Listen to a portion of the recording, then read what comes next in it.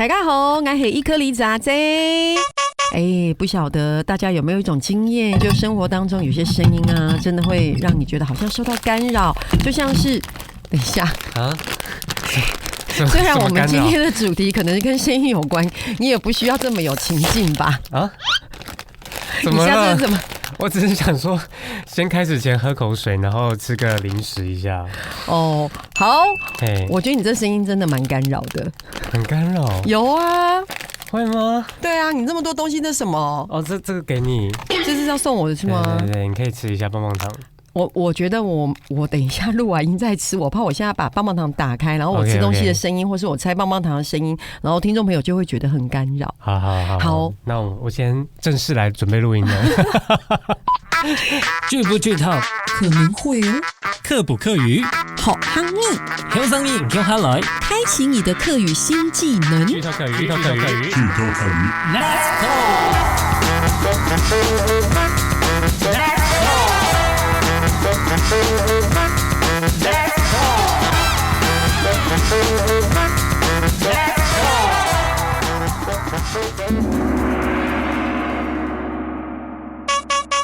随着我年纪的增长啊，我其实觉得我越来越需要安静耶。哦，为什么？就是以前吵，我可能好像觉得还 OK，可是现在只要有一点吵闹的声音，我就会觉得我没有办法专注。像晚上睡觉的时候，如果也有声音，我也会没有办法好好睡。OK， 理解。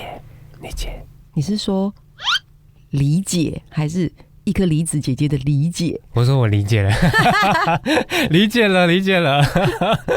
说真的，你生活中有没有蛮无法忍受的声音？该种会上瘾，不你懂掉有吗？有啊，生活中有很多吧。我觉得大家应该最普遍跟我一样的感受，就是那个指甲刮黑板的声音，有没有？的那种声音。我不行。如果老师上课刮一下的时候，我觉得我那时候整个人那个好像那个鸡皮疙瘩都会竖起来，对不对？对，我很怕。恐怖片有时候也会有这种很尖锐的物品的摩擦声，也是令人会觉得很不舒服。不过那个是音效刻意营造的，对，我想应该没有人会喜欢那种声音啦。关于大部分的人讨厌的声音呢？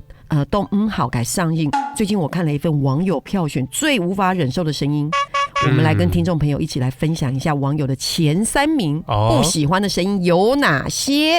有哪些呢？有那条懂带你脑给嗓音哈。首先第3名，先给大家听一下声音。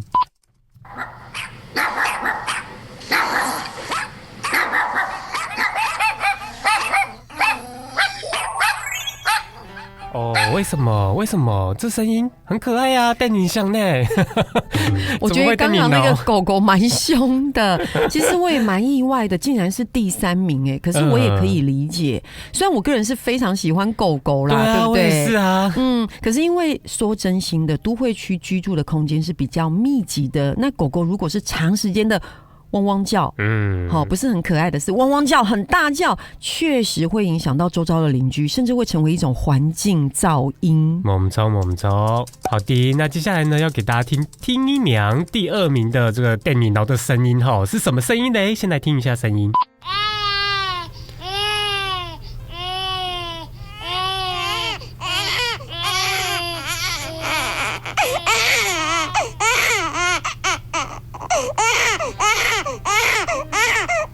我觉得他哭得好可怜哦，所以第2名是小孩的哭闹声。对。我好像也会被影响耶。我觉得这个可能要看地点如果是说在那个比较开放的空间，像是公园我觉得就没有问题。那如果是在密闭的空间，比如说像是高铁啊，或是搭飞机的时候，这种小孩的哭闹声有时候会给其他的乘客有很大的压力。真的，尤其是那个长途飞机的旅程中这时候需要一些安静的环境嘛，让大家可以好好的休息，或者调整时差的时候。如果这时候小孩在那边哭，而且不是哭一下下，就是一直哭，对，会让人没有办法休息。没错，像是我朋友就是有一次出差到国外去的时候，就是有一个 baby 从头哭到尾，他说是飞12小时哭9小时那一种。天哪！所以其实爸妈辛苦，但是乘客也很辛苦啦。其实完全可以理解哦，爸妈与乘客都辛苦啦。没错没错。那接下来我们真的要来听网友排名第一，哇，大家有没有觉得很想知道第一名的声音是什么呢？来听听看哦。这个声音呢，我现场就可以模仿了。大家有没有看过剧烈的哈维？你真的是就这种声音啊！我有零食你现在要真的吃吗？不会吧？好，你吃。你真的是吃过的声音吧？我现在觉得有点不是很舒服，就是这种声音，然后还要特别大声，对，上下颚要粘在一起。哎呦，说真心的，我很意外，竟然是这种声音我吃饭的时候，如果听到旁边有人吃饭咀嚼很大声啊，就像你刚刚那样，有没有？你像是在吃，你在吃芹菜炒花枝的时候，那个吃芹菜很大声，你知道我的声音很好听我觉得蛮好听的。不过他如果整晚上一直在吃芹菜，我就会觉得蛮被干扰的。所以看到网友把他排名在第一名，才知道长地公啊，原来也不是只是我有一点点怕这种声音，它不是噪音啊。但是如果用餐的时候，你从头到尾2个小时都一直听到这种声音，2个小时哦，会不会分心？会吧。好，谢谢凯翔，你给我赶快吞下去，你给我吞下去哦。可是现在很多人喜欢听这种吃播啊，对不对？相信大家也很喜欢听我吃东西的声音，但现在没有了。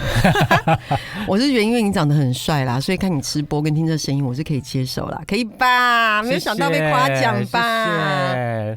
好啦，送你一个棒棒糖哦，再一根是不是？对。哎呦，好啦，其实我们生活中真的充斥着各种的声音，像是空调运转、冰箱运转，都有那个马达低频运转的嗡嗡声，有没有？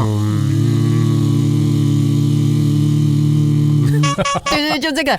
还有像是靠近马路就会有那个车流声啊，还有叭叭声，还有那个刹车的声音，超。对，我以为你要模拟，这可能要播音效。靠近便利商店就会有那种叮咚，欢迎光临。对哈，那如果这些声音太刺耳或音量太大、时间太长，是会危害到身体健康的，就会被归类为噪音。说到噪音，大家应该都蛮讨厌噪音的吧？他都讲噪音了，应该没人会喜欢， 对不对？不过不知道大家有没有想过其实我们不止生活中会有噪音，美丽的海洋也是有很多的噪音所以我们今天呢就要来推荐给大家一部纪录片，叫做《金之声》。没错，今天推荐本台家的作品是入围第60届金马影展纪录短片，荣获第45届金穗奖最佳纪录片奖的《金之声》。金鱼的金，声音的声，顾名思义呢，这是一部跟鲸豚噪音相关的生态纪录片，记录兽医杨教授如何从一只只搁浅的海豚中找出环境开发与鲸豚保育在台湾面临的困境。猛超，那我们马上就来介绍这部纪录片吧。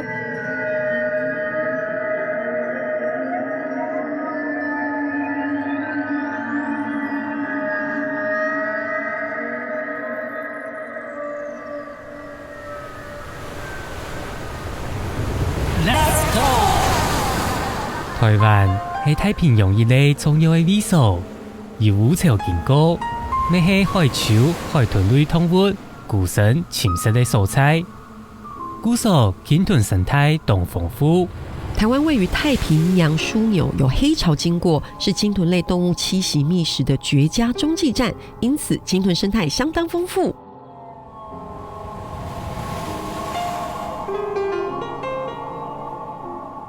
全世界基因地嘅90人種海鳥、海豚，3股有1股嘅鯨豚會出現到台灣嘅海域。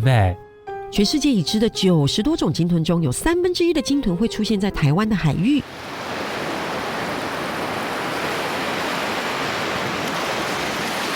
廿幾年來，喺台灣嘅西海岸，都叫做幾百處嘅離岸風機，一條長期施工嘅噪音。會連帶影響到當年來到台灣的鯨豚。近年来，在台湾西海岸正在建造上百座离岸风机，这些长期施工的噪音其实会连带影响到每年造访台湾的鲸豚。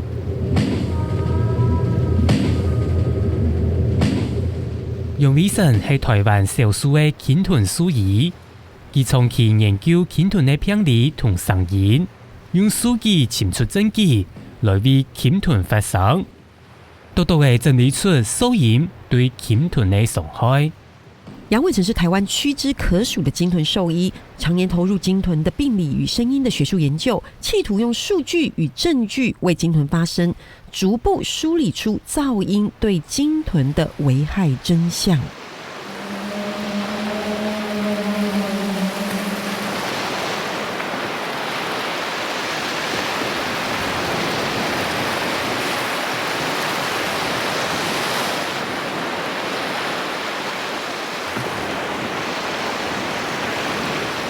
正常来讲，你要开发一个地方，你应该要对它有充分的认识，你才知道怎么开发才是对的。那我想大家都很清楚，这样子做合不合理？如果这些事情都没有改变的话，我们对白海豚的未来当然是只有悲观而已。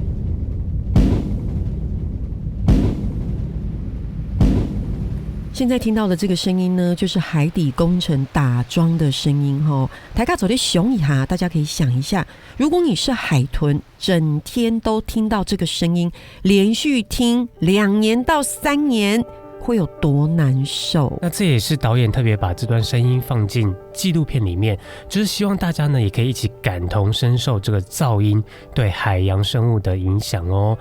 那说真的，我自己看完这部纪录片之后，有好几段我自己感触蛮深的，是看了会觉得有点难过哦。没错，像是搁浅的海豚不幸过世，透过病理解剖后，发现肚子里面是塑胶袋。对，这一段我也印象很深刻，尤其是拿出来的那个塑胶袋上面还印着健康2个字，真的是很讽刺对，其实海豚误食塑胶袋啊，那个海龟鼻子跑进吸管啊，其实都是海洋污染的一环。不过海洋污染不只是垃圾污染哦，许多民众对于海洋中的噪音污染是非常陌生的。我访问过导演，他认为台湾还是停留在海洋污染就等于垃圾污染，所以呢，他希望透过这部纪录片让大家了解到海洋也是有噪音的污染。所以海里面呢，并不都像是好莱坞电影演的那种拍摄的这么梦幻的感觉。没错，电影当然只是一种参考啦，但因为人类的交通运输方式越来越便捷，在过去的50年中，海洋运输量增加，像是大家喜欢搭是各式各样的邮轮旅行，对吧？或是像各国商品都是用货轮载运进口，这些航线上的低频噪音都提高了多少倍？大家知道吗？32倍耶！哇塞，很不可思议齁。还有像是渔船用声呐寻找鱼群啊，拖网渔船捕鱼时会发出的噪音，还有像是专有平台、海上风电场的建设和营运，都会造成海洋中各式各样的噪音。就拿鲸豚类来说，他们原本可以接收到数百里远同伴的声音，但是就因为这些海洋噪音，现在只能在10英里以内，他们才能彼此沟通。没错没错，大家可以想象一下，就像我跟伊克里斯姐姐现在坐在咖啡厅聊天，对，如果这时候呢音乐开得太大声，动次很大声，大词，对，就会影响我们聊天嘛。我就会说，凯翔你说什么？对，我们就要坐得很近才能听到彼此的声音。那如果再不行呢，我就只好提高我的音量。我跟你说，伊克里斯姐姐，昨天有人说我很可爱。结果还影响别桌客人是吧？对，别桌客人就更大声。我跟你里说，昨天有人说阿宽熊很可爱，哈哦，然后我们大家喉咙就很痛。对，然后整个咖啡厅就在那边比大小声这样。这个是延伸的问题，不过真的就像你刚刚说的，因为如果我们两个要听得到彼此的声音，我们就要越靠越近，越靠越近。所以如果说海洋噪音很严重，那么鲸豚类的沟通也要越靠越近，他们才能够彼此沟通。所以回到咖啡厅呢，刚刚的状况，刚刚状况的话，我们就应该会请店家帮我们把声音关小一点，这样子是不是？是没错。可是大家有没有想过，鲸豚没有办法自己站出来说，这个声音很大呢，所以这也是导演拍摄这部纪录片的目的，希望用影片告诉大家，就在离我们不远的大海之中，鲸豚们发生了什么事，遇到了什么困难。而且影片中的主角杨教授啊，一边投入鲸豚救援，一边花近10年的时间致力于证明噪音与鲸豚之间的关联。说到这个研究，因为台湾研究鲸豚的科学家真的不多，其实是很少，所以啊，我觉得这是一个很孤独的研究旅程。你知道吗？杨教授他也跟我分享，因为海洋生物的观测很难掌握，举例来说，很难确切掌握鲸豚群体出没的时间啊，他们又在海里，对吧？那研究难度就会比陆地上的生物研究难度高，所以人类对于鲸豚了解是非常少的，也是非常有限的。对对对，老实说呢，我以前一直觉得我蛮认识鲸豚的毕竟我小时候有看过微鲸闯天关，微鲸闯天关，我现在鼻音好重哦，有一点。但是看了纪录片之后呢，我觉得要重新认识他们了，也意外发现了几个我一直以来不知道的鲸豚知识。真的说真的，我今天跟大家分享这个我会有点兴奋啦，因为真的很神奇很有趣。首先第一个有趣的是，鲸豚类如果没有办法顺利浮上水面换气，就会溺水哦。所以是鲸豚溺水，对不对？对，他们竟然会溺水耶。嘿啊，鲸豚是哺乳类，所以他们跟人一样用肺呼吸。那人类用鼻孔吸气吐气嘛，鲸豚是用头顶的喷气孔进行换气大家要有画面开始想象那个画面。对，以海豚为例，他们换气的动作就是我们常常看到那个浮出水面的画面。所以鲸豚类如果被海里的渔网拖住，他们是不是就没有办法顺利的浮出水面？就没有办法换气，所以就会溺水而死亡。没错，对，听起来呢跟我们人类一样嘛。游泳游着游着就是要起来换一个气。对啊，像是我每次游那狗拔式的时候，什么都会很怕来不及换气，然后差点溺水。等一下，狗拔式不用换气啊？狗拔式不是头一直在水面上？不用吧？不用吗？对啊，你头不是一直在水面上狗拔式啊？你真的很好笑你会游蛙式吗？我会啊，那蛙式就要起来换气。对，我不太会游泳啦，其实。不过凯翔刚刚例子举得很好啦，这个鲸豚控制呼吸的方式跟人类不一样。我想一般人可能不会知道，鲸豚是用大脑控制呼吸对，而我们人类是用眼脑来控制呼吸。嘛该意思呢？什么意思呢？就像我们睡觉的时候，大脑是休息状态吧，对吧？不过我们还是在呼吸啊，因为我们的呼吸功能并没有受到影响，这是因为我们呼吸是靠着眼脑维持着。可是鲸豚是用大脑控制呼吸，意思就是说呢，他们的大脑呢是不能睡觉休息，对不对？不能。对，那这时候大家可能就想说，难道鲸豚他们在海里是不用睡觉的吗？那他们要怎么呼吸呢？对，大家一定很好奇。以海豚来说，睡觉的时候可以用一半的大脑睡觉，一半的大脑活动呼吸，所以这样就可以防止溺水，还能保持警惕。你幻想一下，就是人的身体分成左半边跟右半边，所以你晚上睡觉的时候是右半边在睡觉，左半边在工作，很难想象这个过程呢被称为半脑睡眠，也就是他们拥有真正的半睡半醒的机制。就在半睡半醒之间，海豚的眼睛会一边张开一边闭着。你也会这首老歌，你真的不得了大家听得出是什么歌吗？半梦半醒之间，是吧？是吧？然後自己乱改詞，很好。也有很多研究员发现，海豚的眼睛是一边张开一边闭着，真的。克里姐姐，你看我，是这样吗？一只眼睛闭着，然后另外眼睛张开，所以他们要维持啾咪的表情，这样。没错，很难吧？所以海豚在任何时候都能够保持一半的大脑是清醒活动的，真的很神奇。但也是因为这样啊，鲸豚类不太进行麻醉手术。大家想说，什么意思？像我们人类麻醉的时候，是整个大脑失去意识，那眼脑继续控制我们的呼吸系统，所以我们还是会维持呼吸嘛。刚刚说了，可是海豚来说，如果它麻醉了，他整个大脑失去意识，他就不能控制呼吸，也就是他就不会自主呼吸，那他就会慢慢的窒息死亡。哇，那如果要帮海豚进行麻醉怎么办？就要有器材帮他呼吸啊，帮他灌氧。因此呢，麻醉海豚的技术门槛很高，比麻醉人类还要高，你没想过吧？对，全球能够执行海豚麻醉的国家目前只有3个。日本、西班牙、美国，所以大部分在为鲸豚进行医疗行为时都是打镇定剂。所以在这部纪录片当中呢，杨教授在对海豚治疗的时候都是施打镇定剂而已。没错，对，因为鲸豚不能进行全身麻醉嘛，对不对？对，所以是不是大家都长知识了嘞？我想大家应该都不知道这些知识哈。杨教授也有跟我们分享哦，这个鲸豚的皮肤跟我们人类不一样，他们的皮肤比较像橡皮。所以呢，替他们治疗呢是不能进行缝合，也就是说你不能切开缝合，所以只能把伤口贴起来，很像那个补轮胎啊。对，脚踏车补轮胎一样。对，真的完全没有想象过鲸豚皮肤呢，他们伤口呢要像补胎一样这样补起来，对不对？那在了解了我们鲸豚的呼吸方式跟治疗方式之后呢，接下来我想跟大家分享第2个冷知识。就是鲸豚听声音靠的是下巴，耳朵其实只是装饰哦。这个老实说，大家应该很少注意啦。到底鲸豚类是从哪里接收声音的嘞？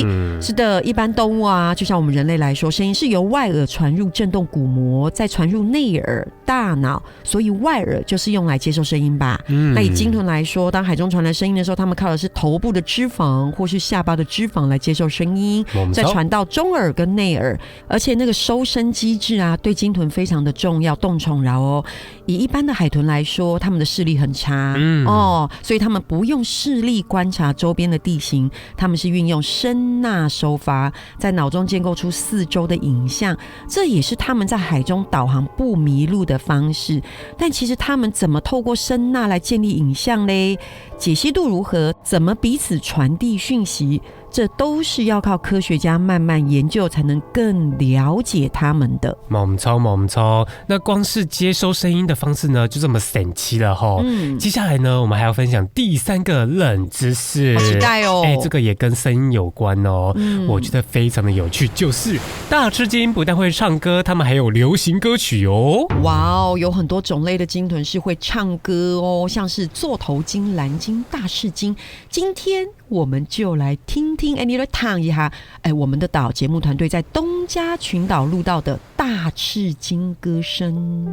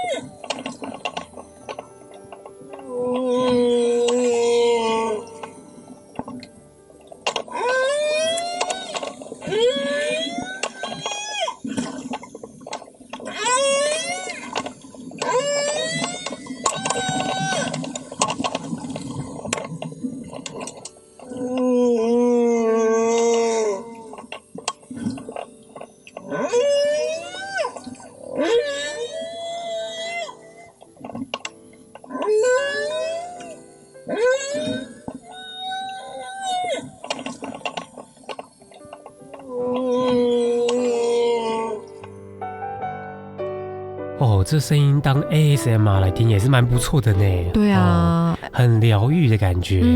我听完之后好想摸他们的头哦，到小面可以改丢拿令人觉得蛮放松的。超，那听起来有高有低，赋予松感丰富，很丰富哦。不过大家应该跟我一样，想要问一下，研究人员他们是怎么分辨这个声音它是唱歌而不是叫声？我跟你讲一样，我一听到这个歌声的时候，我就说为什么你说这是歌声，为什么这不是叫声？还好教授有跟我分享过，他说叫声是像单字，像是狗猫的叫声，汪或是喵对啊，歌声就是有很多叫声组成的句子，是有规律的，有节奏、旋律，有乐句，还会有段落的重复啊。你想想看，我们在听那些流行乐的时候，也是这样组成的啊。大赤金的歌声就是像人类的流行音乐。这里有需要我来唱一段吗？先不用，谢谢。Okay, 大家来听大赤金唱就好了啦。好，而且呢，这个研究发现呢，发现什么？公大赤金用唱歌来互相较劲哦。例如啊，有一支在唱歌的时候啊，他们会唱差不多，然后就来了更大支的在唱后来原本的那一支就走了，拜拜。对，然后那个大支就说拜拜，是不是？好啦，这就是一种求偶的竞争行为，他们用歌唱来竞争这样子。还有一件很有趣的事情动散起。如果说这首歌在求偶的时候很受欢迎，其他的公金就会传唱，就像流行金曲不是会传唱吗？对。而这些翻唱流行金曲的公金啊，也会有自己演唱的风格哦。有一个蛋糕咖喱开到台，有耶！各位听众朋友，那个大赤金不是这样唱的，我们只是模拟一下那个感受。好，因为研究人员发现，每年那个大赤金还会微调歌曲，就像我们会改编歌曲改版一样啊。真的很神奇呢就像这首歌呢，翻唱超越原唱之后对，然后那个原唱就会相形失色了。走得安拱，可以这么说。然后又有更厉害的翻唱出现了，就这么解释，说得很好。所以真的很神奇。这样一路分享下来，是不是觉得鲸豚真的是高智慧的生物？我跟大家分享导演有说一个鲸豚类群体互助的案例，就是那个资深的鲸豚志工向哥分享的故事。在2011年记录到一只上颚受伤的中华白海豚。对，大家可以想象一下它的上颚有点类似人类的兔唇，非常的不方便。那其实这对海豚来说是很不利的，因为它会无法顺利的进食跟捕鱼，也会担心它寿命恐怕不长。但是2016年时，志工向哥又在海外拍摄到它的照片，他跟几只同伴是一起行动的，所以呢就推测了这群海豚没有因为它的上颚有缺陷抛弃它，他们反而协助它捕鱼喂食它。哇，这种互助关系就像是一种高度社会化的行为。对，他们竟然会有互助的行为听起来很感动，动感通。对，那纪录片当中呢也有记录到3只海豚一起搁浅的案例。其实在台湾呢，海豚集体搁浅也是很常见的新闻，而且前2年搁浅的数量呢还高达144只，好多，很令人心疼。那搁浅呢通常是奄奄一息啊，或是已经死掉的个体。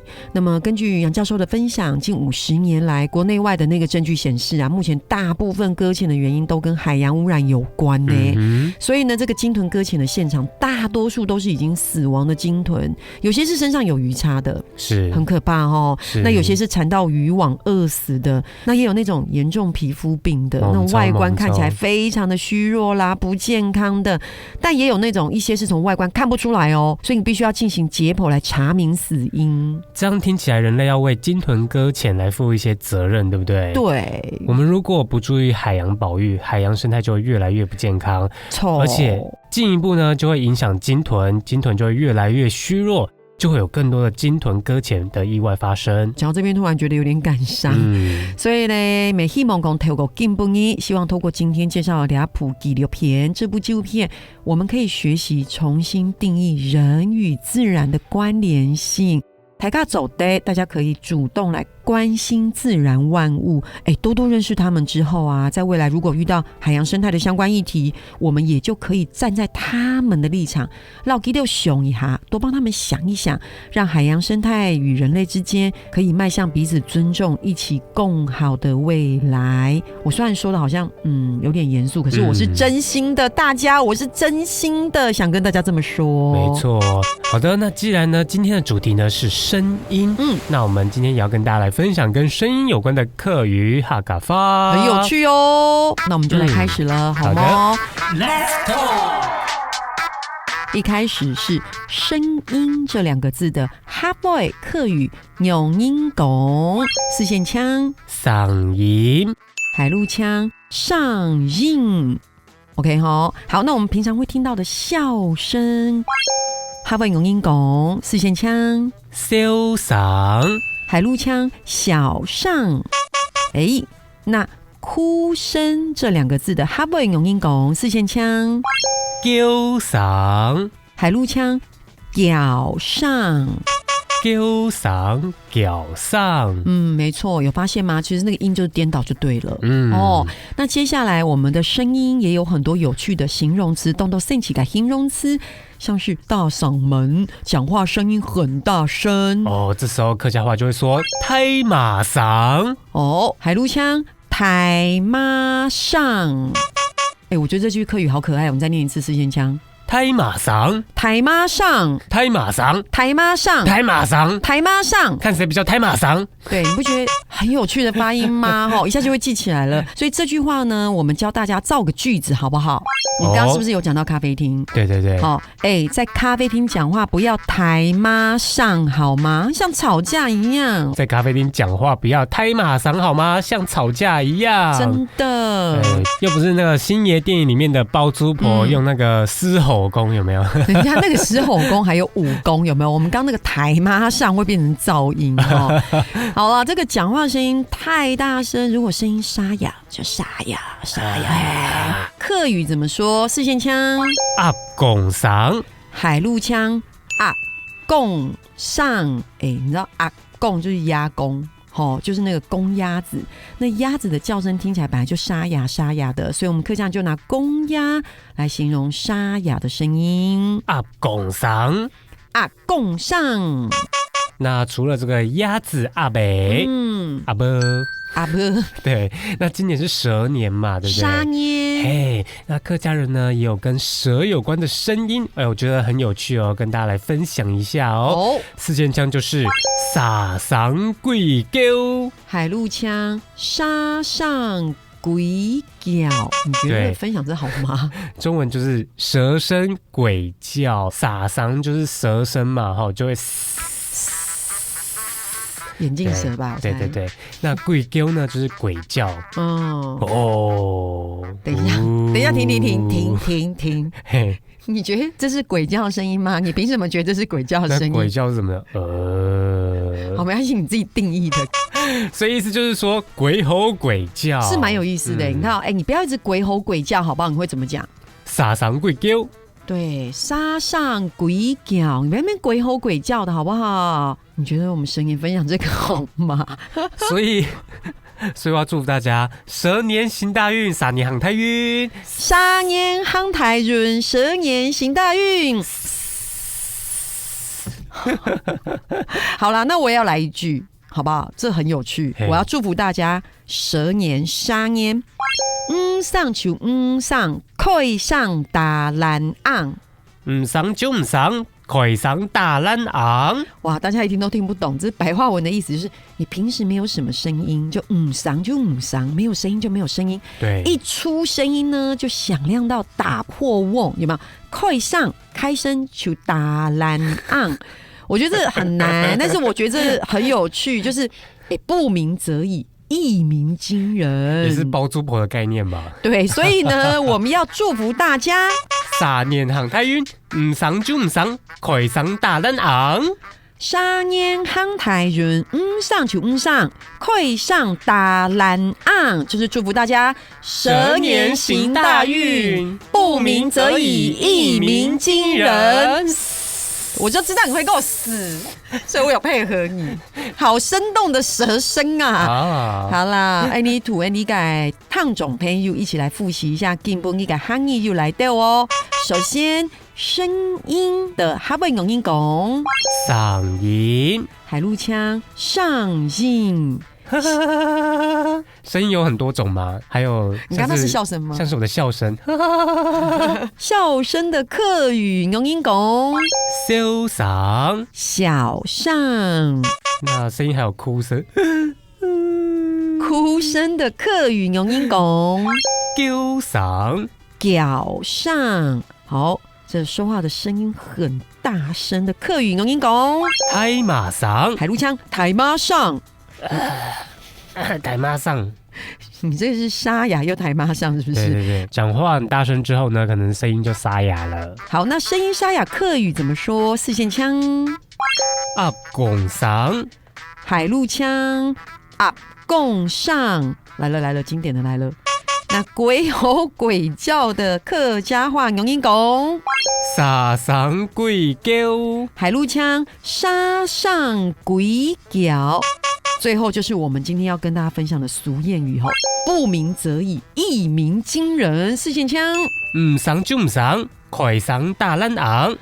上就上，快上大懒昂。哦，故说嘞，这就是我们今天跟大家分享的哈嘎发，希望大家都受懂神气哦。那我们的居留客语，张来溜溜，拜拜。